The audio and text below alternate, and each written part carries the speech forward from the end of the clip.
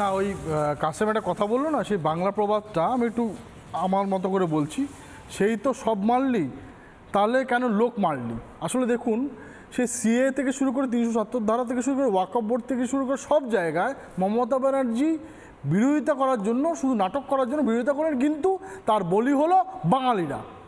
আজকে আপনার মানে শেষ এখন ওনার কফিনের পেরেক হচ্ছে এসআইআর নিয়েও সংবিধান বিরোধী উনি কথাবার্তা বলে যাচ্ছেন, এবং শেষ পর্যন্ত আজকে ইলেকশন কমিশনার অফিস ঘেরাও করলেন কারা, ওনার সাজানো বিএলওরা। সেটা আপনাদের প্রতিবেদনের আজকে প্রমাণ হয়ে গেছে যে তারা সব ডুপ্লিকেট বিএলও। আজকে ময়ূকদা, আমি তোমার ক্যামেরার মাধ্যমে ভারতবর্ষের নির্বাচন কমিশনকে দৃষ্টি আকর্ষণ করতে চাইছি, শুধু অফিস বদল করলে হবে না, আপনাদের সিকিউরিটিটা এই মমতার চামচা পুলিশকে দিয়ে হবে না, এর কেন্দ্রীয় বাহিনী দরকার, কেন্দ্রীয় বাহিনী দরকার। আজকে আমাদের প্রেসিডেন্ট আমরা বলেছেন যে গণেশ কুমারকে দিল্লি থাকলে হবে না, এখানে এসে বাস্তব পরিস্থিতি দেখতে হবে। বাস্তব পরিস্থিতি আজকে কাশ্মীরের থেকেও এখানে খারাপ অবস্থা করে দিয়েছেন, ওখানে জঙ্গিরা আছে, এখানে আজকে তৃণমূলীরা একটা জঙ্গিতায় তৈরি হয়ে গেছেন। আজকে আমরা আমাদের কোনো কার্যকর্তা বিহার নির্বাচন জিতেছি বলে লাড্ডু বিতরণ করতে গেলে মেরে পিটিয়ে তাদেরকে হসপিটালে ভর্তি করতে দেওয়া হচ্ছে, আমরা সেখানে দেখতে গেলে আমাদের গাড়ি আক্রমণ করে দেওয়া হচ্ছে। তো সুতরাং এই পরিস্থিতি ভারতবর্ষের কোথাও নেই। আজকে আনডেমোক্রেটিক ওয়েতে একটা সরকার চলছে, সেটাকে আজকে সাহায্য করতে গেলে, সংবিধান মতো কাজ করতে গেলে আজকে এখানে সংবিধান অনুযায়ী কাজ করতে হবে। এবং হবে প্রীতম দত্ত, এই যে পয়লা বৈশাখের দিন, বাঙালির পয়লা বৈশাখ খুব পবিত্র একটা দিন, খুব ভালো একটা দিন। মতিউর ভাইয়ের কাছে যাব, মুর্শিদাবাদে যেভাবে লোক খেপিয়ে এই ওয়াকফ করে, মুর্শিদাবাদের যাদের বাড়ি ভাঙচুর হয়েছিল তাদের সাথে ওয়াকফ আইনের দূর দূরান্ত অব্দি সম্পর্ক নেই, তাদের পরিবারেও কেউ হয়তো এমপি এমএলএ পঞ্চায়েতের সদস্য পর্যন্ত নেই যাদের বাড়ি ভাঙচুর হয়েছিল।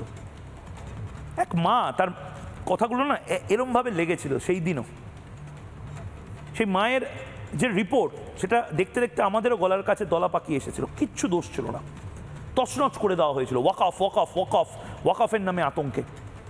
আরেকবার ফিরে দেখি সেই রিপোর্টটা।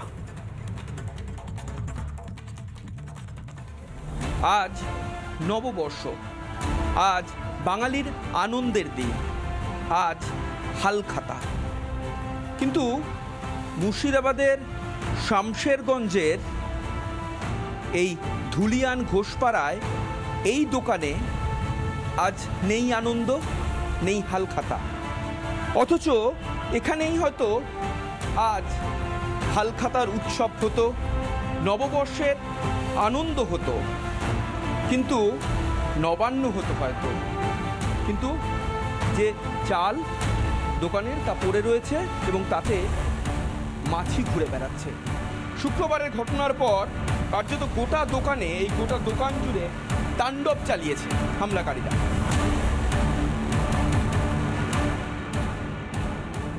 আজকের দিনে তো কত আনন্দ করতাম, পুজো দিতাম, আজ কত প্রসাদ বিতরণ করতাম, কিছু করতে পারছি না আজ আমরা।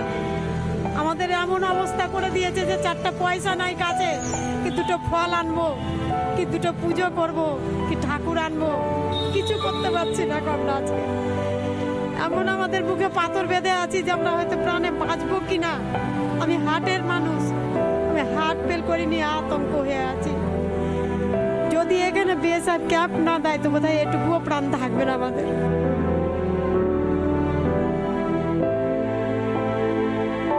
পয়সা টাকা যা ছিল সব লুটে নিয়েছে, সমস্ত দোকান লুটে নিয়েছে, কিছু নাই আমাদের।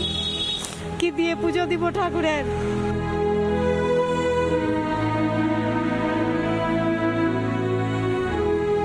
এখনো বলছে যতক্ষণ বিএসএফ আছে, যতক্ষণ ফোর্স আছে, ততক্ষণ এরা চলে গেলে তখন আমরা আবার হামলা করব, আবার আমরা তখন যাব, যেটুকু প্রাণে বেঁচে আছে এটুকুও শেষ করব। কি করে বাঁচবো বলেন? আমরা বিএসএফ ক্যাম্প চাই।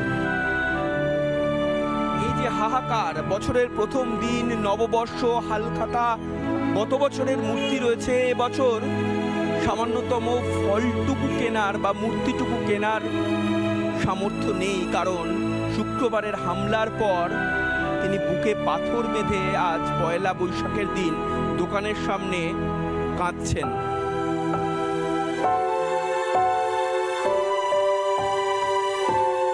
ভিডিও জার্নালিস্ট দেবব্রত বোসের সঙ্গে সুখেন্দু সরকার, রিপাবলিক বাংলা, ধুলিয়ান।